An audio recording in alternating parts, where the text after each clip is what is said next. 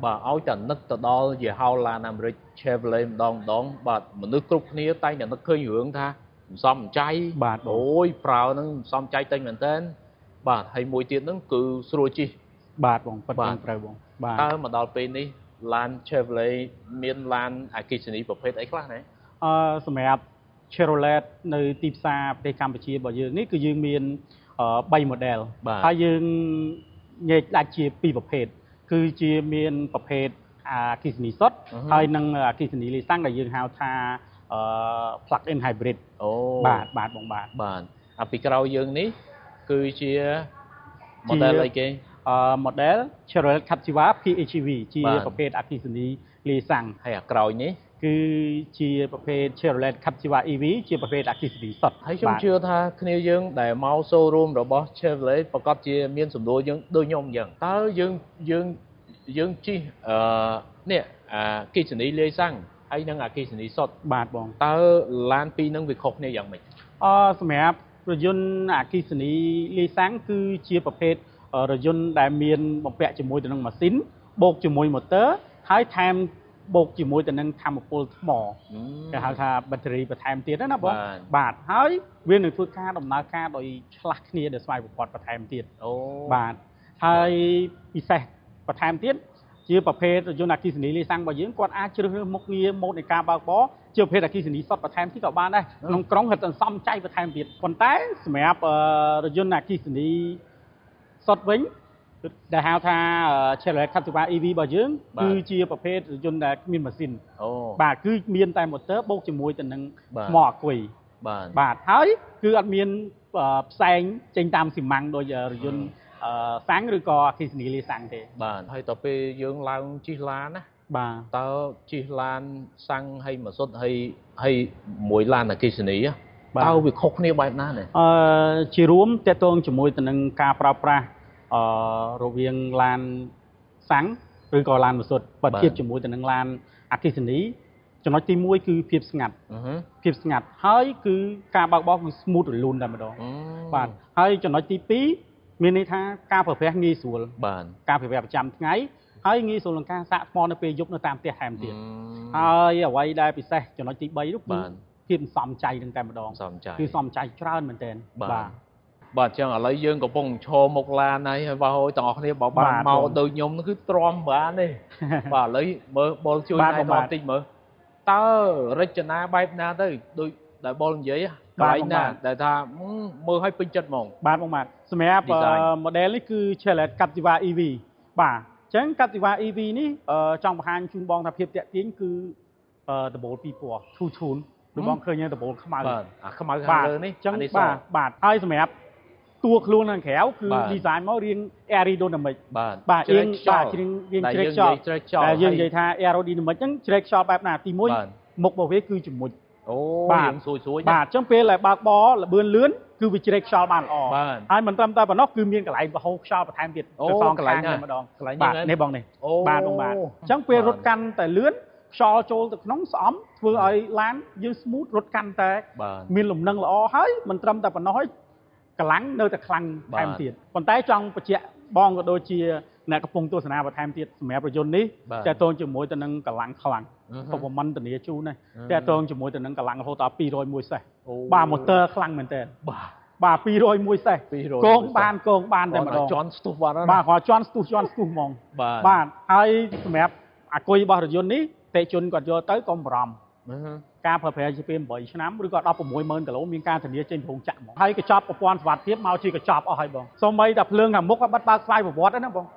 បាទភ្លើងបិទបើកស្វ័យប្រវត្តិហើយតម្លាក់តម្លើងហ្វាដោយស្វ័យប្រវត្តិថែមទៀតមានន័យថាមេឃល្ងិតភ្លឺមេឃភ្លឺវាធ្វើការបិទខ្លួនឯង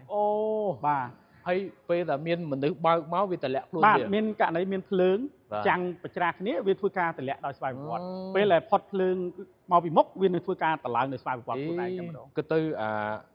Captiva នេះមានសិលធម៌ណាមានសិលធម៌សុជីវធម៌នៃការបើកបរគ្រឿងនេះមានសិលធម៌មកក្នុងការបើកបរបាទសូម្បីតែផ្លិតទឹកក៏ជាភេទផ្លិតទឹកអូតូដែរភ្លៀងខ្លាំងបក់ខ្លាំងភ្លៀងតិចបក់តិចបាទគឺមកស្រួលហ្មងបាទមកស្រួលអានេះគឺថាសឹងតែម្ចាស់អត់ធ្វើអីបាទបងបាទកាន់ដូចកូន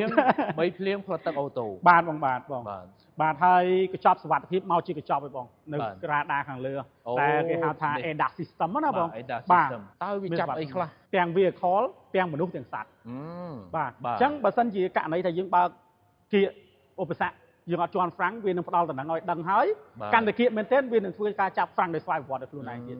បាទហើយសូម្បីតែបើកបរក្នុងកន្លងសុវត្ថិភាពដែលយើងគ្រាន់តែងាកចេញវានឹង alert ឲ្យយើងដឹងហើយវាធ្វើការទាញអាយកូតចូលក្នុងកន្លងសុវត្ថិភាពបន្ថែមទៀតវ៉ាបាទហើយមិនត្រឹមតែប៉ុណ្ណោះសម្រាប់ឆ្លងកាត់ទីវ៉ា EV នេះមានមុខងារបើកបរតាមឡានខាងមុខបន្ថែមទៀតឡានខាងមុខបើកលឿនលឿនបើមុខបើកយឺតឡានខាងមុខឈប់វានឹងការឈប់ដល់ខ្លួនឯងដែរបាទពិសេសមែនតើបាទពិសេសមហាពិសេសហ្មងនេះហើយកំណត់លបឿននៅលើដៃកូតគេហៅថាប្រព័ន្ធ cruise control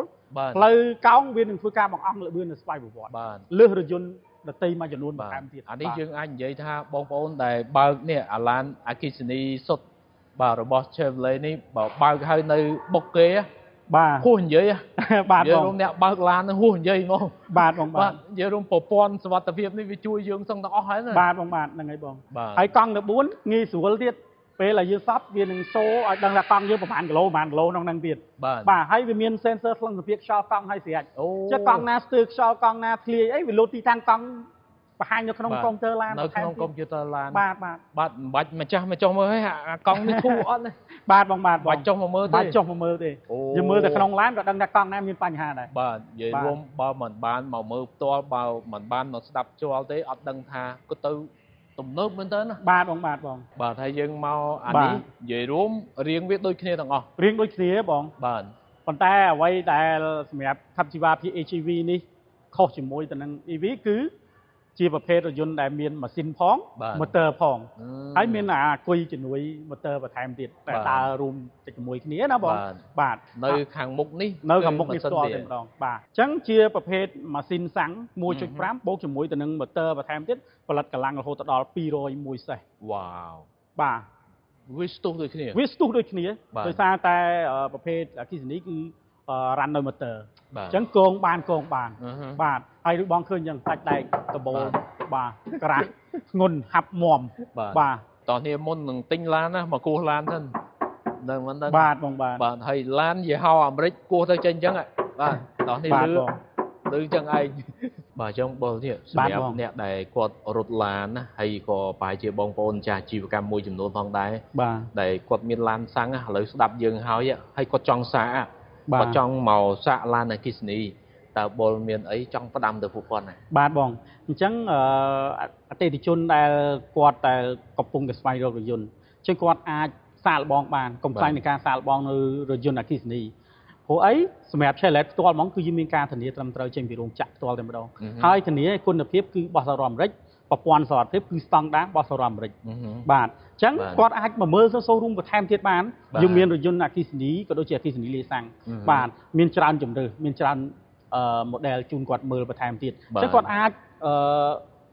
ផ្លាស់ប្ដូររថយន្តក៏បានគាត់អាចទិញបន្ថែមទៀតក៏បានដែរមានអ្នកទិញថែមមួយទៀតបើសិនជាគាត់មានឡានសាំងឬក៏ឡានម៉ាស៊ូតមួយទៀតហើយណាដើម្បីអីទទួលបានបទពិសោធន៍ថ្មី